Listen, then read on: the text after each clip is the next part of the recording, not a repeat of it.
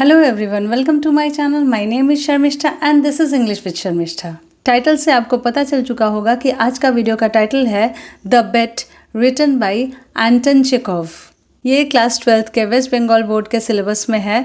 ये एक short story है जिसमें से मल्टीपल चॉइस क्वेश्चंस आने वाले हैं। ज़रूरी है कि आप इस शॉर्ट स्टोरी के पूरे कॉन्सेप्ट को समझें और इसको अच्छी तरह से एक बार रीड करें। In today's video I am going to explain the story in Hindi.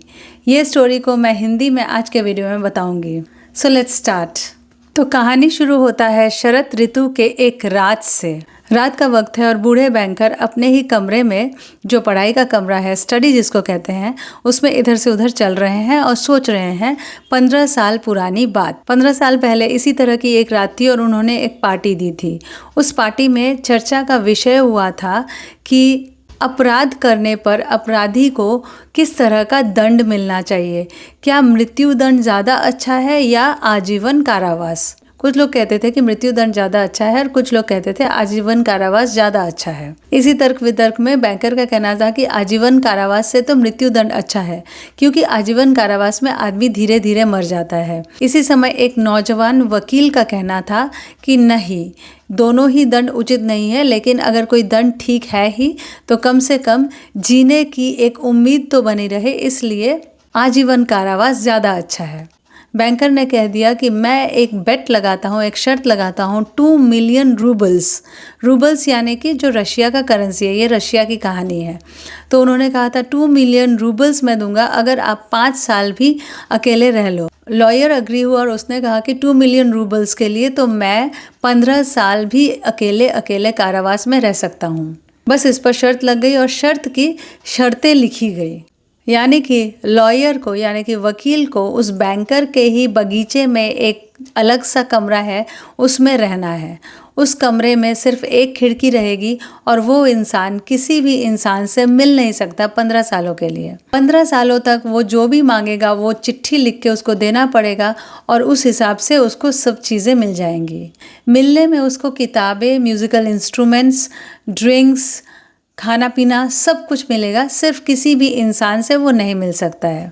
वह चिट्ठी किसी को लिख तो सकता है, लेकिन चिट्ठी किसी की रिसीव नहीं कर सकता, यानी कि किसी की चिट्ठी प्राप्त नहीं कर सकता। इस तरह की शर्तों के साथ वो 15 साल शुरू हुए। पहले साल में उसको बहुत ज़्यादा अकेलापन और बोर्डम, यानी कि बोरियत महसूस होने लगा। दूसरे साल उसको जो पियानो प्रोवाइड किया गया था उसमें से बिल्कुल भी आवाज़ नहीं आता था, यानी कि उसने पियानो बजाना छोड़ दिया था। 6th ईयर यानी कि 6ठे साल में उसने बहुत वृहद अध्ययन किया, फिलॉसफी यानी कि दर्शन और लैंग्वेज, साथ ही साथ उसने हिस्ट्री का भी बहुत स्टडी किया। 4 साल स्टडी करने के बाद वो 6 लैंग्वेजेस सीख चुका था और उसने अपना लैंग्वेज टेस्ट भी करवाया। उसके लिए उसने बैंकर को लेटर में लिखा जिसमें उसने 6 लैंग्वेजेस में लिखे थे, उसको चेक कराने के लिए कहा और कहा कि यदि वो करेक्ट है तो 2 गोली के निशाने लगा दिए जाए, ताकि उसके आवाज़ से उसको सेटिस्फैक्शन मिले कि उसने सारी भाषाएं ठीक ठीक सीखी थी। 10वें साल में उसने धार्मिक किताब यानी कि न्यू टेस्टामेंट जो बाइबल का है उसका स्टडी किया और आखिरी 2 सालों में उसने सब कुछ स्टडी किया, सारे तरह के सब्जेक्ट्स, नॉवेल्स, सब कुछ स्टडी किया। इसके बाद 15 साल बीत चुके थे और आज बैंकर को अफसोस हो रहा था कि उसने ये बेट आखिर लिया ही क्यों, क्योंकि अगले दिन 12 बजे ये बेट पूरा होने वाला था और वो लॉयर को 2 मिलियन रूबल बैंकर को देना पड़ता था। बैंकर जिस समय शर्त लगाया था उस समय तो बहुत ही अमीर था। इस 15 सालों में उसने बहुत ही बुरी तरीके से अपनी संपत्ति खो दी थी। उसने गलत जगह पे, स्टॉक एक्सचेंज पर, शेयर्स पे, कई जगह पे गलत जगह पे इन्वेस्ट किए थे और बहुत बुरी लॉसेस को झेल चुका था और बिना सोचे समझे पैसा खर्च करने के लिए उसके सारे पैसे ख़त्म हो गए थे।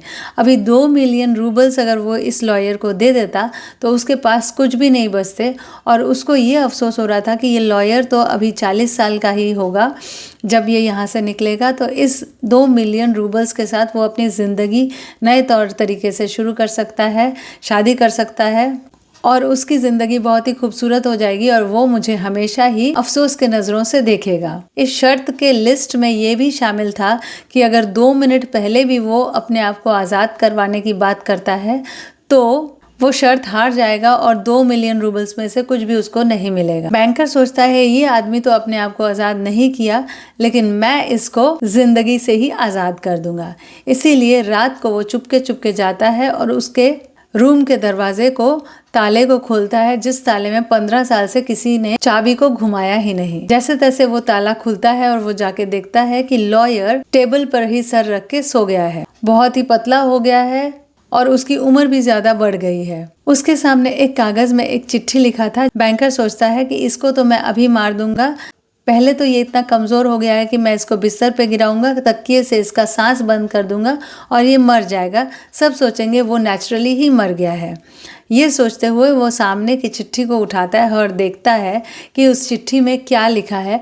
बड़ी ही सुंदर हैंडराइटिंग में लिखा हुआ था कि कल मैं आज़ाद होने जा रहा हूँ, लेकिन आज़ाद होने से पहले मैं आपको ये कहना चाहता हूँ। बैंकर को ही लिखी हुई ये चिट्ठी थी कि आपके दिए हुए किताबों के जरिए मैंने पूरी दुनिया देख ली, मैंने वाइन पिए, मैंने गाने गाए, मैंने हिरणों के शिकार किए, मैं प्रेम में पड़ा, मैंने प्रेम किया, मैं पहाड़ों पे चढ़ा, मैं एल्ब्रस और मॉन्ट ब्लैंक जैसे पहाड़ों की चोटियों में चढ़ा, वहाँ पर मैंने सूर्योदय और सूर्यास्त को देखा। ये सारी चीज़ें मैंने एक्सपीरियंस कर ली है। मैंने इतना कुछ देख लिया है, इतना कुछ पढ़ लिया, इतना समझ लिया है, पूरी दुनिया अब मैं समझ चुका हूँ। मैं ये जान चुका हूँ कि ये सारी चीज़ें बेकार है। ये स्वस्थ शरीर, इस प्रकृति की सुंदरता, ये अच्छा, ये बुरा, ये गुस्सा, ये प्रेम, ये सब कुछ बेकार है। सब कुछ एक दिन ना एक दिन ख़त्म हो जाएगा। धन दौलत को भी मैं कोई महत्वपूर्ण नहीं सोचता। मैं सोचता हूँ कि ये सारी चीज़ें ही हम लोगों को भुलावा दे के रखी है।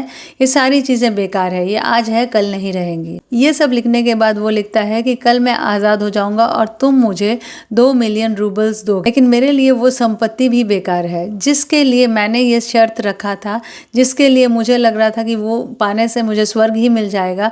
आज वो मुझे समझ में आ गया वो सब बेकार है। इसीलिए शर्त पूरी होने के 5 मिनट पहले मैं यहाँ से निकल जाऊँगा, ताकि तुम भी इस शर्त से मुक्त रहो और मुझे भी इस धन संपत्ति की कोई ज़रूरत नहीं है। ये कहते हुए वो चिट्ठी अंत हो जाता है। ये पढ़ते हुए बैंकर सोचता है कि मैं इसको मारने के लिए आया था और ये तो आदमी ही बदल गया है। ये सोचते हुए रोते रोते बैंकर उस चिट्ठी को लेकर चला जाता है। अगले दिन सुबह उनका पहरेदार आकर उनको बताता है कि वो आदमी जो इतने सालों से बंद पड़ा था, वो आदमी उस खिड़की से निकल के अपने को आज़ाद कर लिया और चला गया। बैंकर समझ गया कि उसने वही किया जो उसने चिट्ठी में लिखा था। ये आदमी सन्यासी बन चुका था और बैंकर के आंखों में आंसू ही आंसू थे। उसने वो चिट्ठी को बड़े संभाल के रख लिया। तो ये था कहानी का एंडिंग। अब ये कहानी समझ जाने के बाद आपको एक बार इस कहानी को रीडिंग करना है, इन पर्टिकुलर चीज़ों को पढ़ना है, आप बहुत आसानी से समझ जाएंगे और उसके बाद मल्टीपल चॉइस क्वेश्चंस को आंसर करना बहुत ही ईजी हो जाएगा। So that was all about my video today. आज के मेरे वीडियो के लिए इतना ही। I am sure it was useful. मेरा विश्वास है कि ये बहुत उपयोगी है। Keep reading, listening and practising a lot of English. English को बहुत ज्यादा लिखते, पढ़ते और सुनते रहिए। इस वीडियो को लाइक और शेयर जरूर कीजिएगा। मेरे चैनल को सब्सक्राइब कीजिएगा and do take a very good care of yourself till I come with my next video. Bye for today.